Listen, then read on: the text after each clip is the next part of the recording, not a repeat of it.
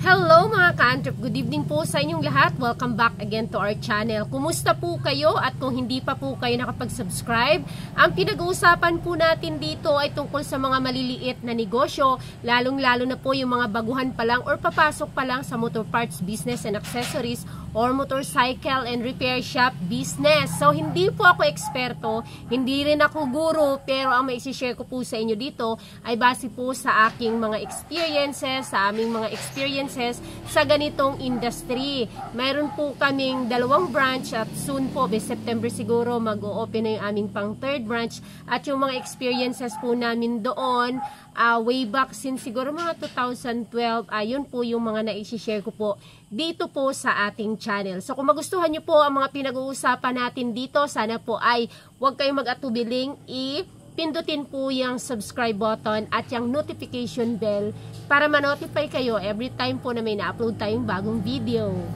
Hello Ma'am Ann! Ano po advice nyo? May tenant po ako na nagmo-motor shop.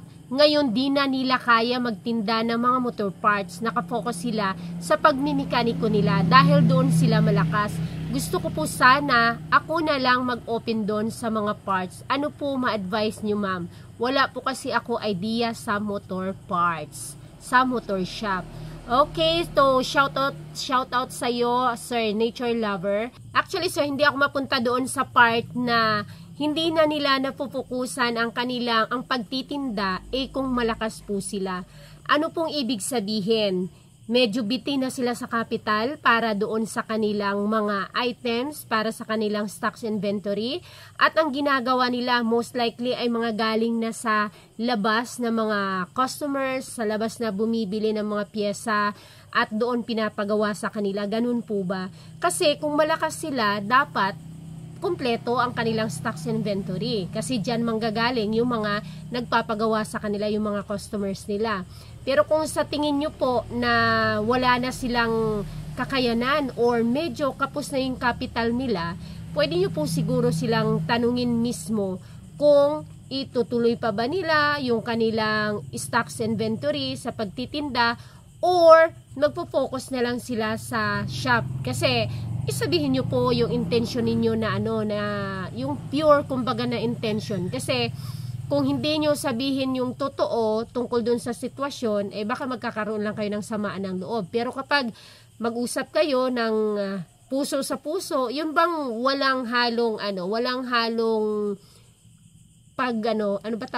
pagpe-pretend na kunwari ganito gano, napalisin mo na sila or kunwari taasan mo ng taasan yung iyong renta. Tanungin mo sila kung magfo-focus pa ba sila. Kasi kung nakikita mo halimbawa, meron po kasi niya na like may mga shop naman talaga 'di ba na more on repair shop na lang sila kasi kapos na or kulang na sa kapital para sa stocks inventory. May mga kakilala din ako na may mga stocks inventory before hanggang sa naubos, nilugi, wala nang pang replenish or pang restock ng kanilang mga items. Nagastos kumbaga pati na yung capital doon sa nilagak nilang negosyo. Ngayon kung ganun yung sitwasyon, i-open up nyo po yung gusto nyong mangyari na sayang naman yung shop nila, mas lalakas yung shop nila kung nandyan mismo yung produkto. Ganun naman talaga po kasi ang kalakaran sa mga motor shop Mas malakas at mas mabilis, mas malaki ang kita nila, mas malakas ang kita nila, mas malakas ang trabaho nila kung naka-built-in kumbaga yung motorcycle store, yung store, nung tindahan, yan, nandyan. Kasi kuha lang, kabit, alis. So, mas lalakas din ang kita mo kung may naka-built-in ka dyan or may ka-partner ka dyan ng mga mekaniko or repair shop. So, pwede mo po silang tanungin kung gano'n na yung sitwasyon. Kasi ang mangyari niyan, kapag kasi po inopen up nyo sa kanila yung ganyang plano nyo, baka magkukumahog na naman sila na mag-stock sila, 'di ba? Punuin na naman yung tindahan nila. Pag hindi mo sinabi yung plano mo, tapos ikaw nagplano ka na, nag-purchase ka na at magtitinda ka rin, tapos sila din, nung nalaman na magtitinda ka na, magkukumahog din sila na punuin yung tindahan nila. So, magkakaroon kayo ng conflict dyan. Ang mangyari, baka sila'y umalis or sasama ang loob doon sa inyo. So, ano ba yung gusto nyo pong ano po ba yung kaya nyong isacrifice doon? Yung umalis sila at mag-i-store ka at kumuha ka ng sarili mong mekaniko, or ayaw mo na malose sila as a tenant na kumikita ka sa kanila sa kanilang mga renta. Kumbaga, medyo na ano ka kasi, nainganyo ka na parang ikaw na lang magtinda kasi parang kulang-kulang na sila sa paninda or sa pyesa, or parang hindi na nila napupukusan yung paninda kasi imposible po yun na hindi napupukusan yung kanilang paninda or yung kanilang inventory kung malakas po yung shop, yung gawaan. Kasi lagi po nakapantay dyan yung may-ari kasi baka maubusan. Ang tingin ko sa nangyayaring sitwasyon ay baka kinakapos sa kapital. So, kung ganun po ang sitwasyon nila, kung kinakapos sila sa kapital, mas maganda po na kausapin nyo po ng masinsinan yung may-ari po ng shop o yung mekaniko o yung nagre-renta po dyan sa inyo. At least magkaalaman po kayo ng totoong sitwasyon. Kasi pag sinabi nila na, ayun nga po sir, ayun nga par, ayun nga quiz, medyo kapos na talaga kami din sa kapital. O pwede ka nang intercept doon na ano kaya kung ako mag-store ako, at least nandyan kayo. May kakilala akong ganun sir, yung customer namin before sa Rota, yung kaharap niya shop lang talaga, walang tinda, bumibili lang doon sa labas-labas. Tapos ang ginawa niya, siya ang nagrenta ng space para makapagtinda siya doon. Tapos binibigyan niya ng discount yung yung customer nila doon ng mga mekaniko doon sa bibili doon sa kanila kasi doon tatawid ng kalsada, kukunin, bibili kung anong gagawin doon sa shop nila. So pwedeng maging ganun ang sitwasyon. Pero kung halimbawa po na ang sitwasyon nila ay sasabihin nila sa'yo na medyo laylo lang kami ngayon pero medyo kinakapos kami sa kapital pero buboylo din kami, ay you need to decide na. Kasi nagkaka-interest ka na po sa negosyo na yan sa motor shop business You need to decide na kung paalisin mo ba sila at ikaw na mag-take over doon, or kung okay lang sa'yo na bitin lang pala sila sa kapital ngayon, babangon kumbaga sila. So hihintayin mo yon. So nandoon yung interest mo na palagi ka nang hinayang at gusto mo na rin kasi. Hindi kasi ikaw matitigil niyan sir. Darating at darating yung turning point niyan kung anong gusto mong maging desisyon sa kanila. Sa tingin ko, ang magiging desisyon mo po niyan is kung ganun yung yung magiging sagot nila doon sa pagpapahayag mo ng interest, baka paalisin nyo sila. Tapos, ikaw nang magtitinda doon, ikaw na mag-hire ng mga mekaniko. Or pwede rin naman na magtitinda ka kasi baka sumama po ang loob nila na nagtitinda pa sila, although hindi ka nila napupukusan kung nakukulang sila sa kapital, pero nagtitinda pa sila.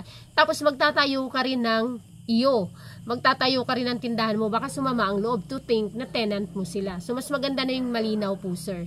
Malinaw. Kasi nakikita ko na doon sa mo is nagkakaroon ka po ng interest doon sa negosyo. Siguro nga kasi na-introduce ka na, tapos nakikita mo na malakas yung gawaan. How much more kung mayroon sila dyang may kapartner sila dyan or may built-in sila dyan na shop na nabibilhan. Maganda talaga. Doble ang kita mo kasi sa pagre-renta nila plus ikaw pa mismo, may negosyo ka na maliban doon sa renta nila sa inyo. Kaya yun lang po sir. Kasi hindi natin madidirekta agad na paalisin nyo. Paano hindi ko alam kung may kontrata kayo. Hindi nyo sila basta-basta na lang na mapaalis or taasan mo ng taasan ng renta. Palagi po kasing nangyayari yan. May kakilala din ako na gano'n na nagrenta din. Tapos nung okay na yung di ba? Hindi naman sa atin lingid sa kaalaman natin yung lahat na kapag naging okay na yung negosyo. Even yung kakilala namin na grocery na nagrent. Patay yung area na yun talaga. Tapos nirentahan nila, patayo ng malaking grocery. Nung malaki na yung grocery nila, after 2 years, ayun, tinaasan ng tinaasan. Parang ginigipit sila sa renta. Hanggang sa hindi na nila kayang renta, umalis sila. Nung umalis na sila, nag-take over yung may-ari nung space, nung pinagrentahan nila. Yun na rin ngayon ang na-grocery store. So, ang mas maganda na doon, sir, is linawin mo po sa kanila para walang samaan ng loob. What if pala ganun yung sitwasyon nila na kinukulang talaga sila ng kapital at mas papayag sila kung nakikita nila na mas kaya yung pangabitalan niyang motor parts, business and accessories, okay na okay sila doon sa repair, di ba? So sa pag-uusap lang po yan sir. Ngayon kung depende na yun sa pag-uusap ninyo ang magiging next step mo. Kung refrain, hintay ka na lang na sila ang mag-give up talaga, or magti-take over ka talaga by hook or by crook. So, sana nakatulong itong aking opinion sa inyo, sir. Tandaan palagi, hindi ako isang eksperto, kundi ako lamang ay nagbibigay ng idea doon sa mga taong baguhan pa lang at nangangailangan ng konting opinion ko bilang medyo dekada na rin dito sa ganitong klaseng industry. Ay, hindi pa pala dekada. 17, 8 years pa lang pala. 8 years. Pero way back doon sa first branch namin ay nasa 10 years na rin pala. Dito na branch ay 8 years. Soon yung aming pang third branch. Hopefully sa September namin i-open. Thank you so much. See you on my next video. Please don't forget to hit the like at subscribe sa mga hindi pa nakapag-subscribe. Bye!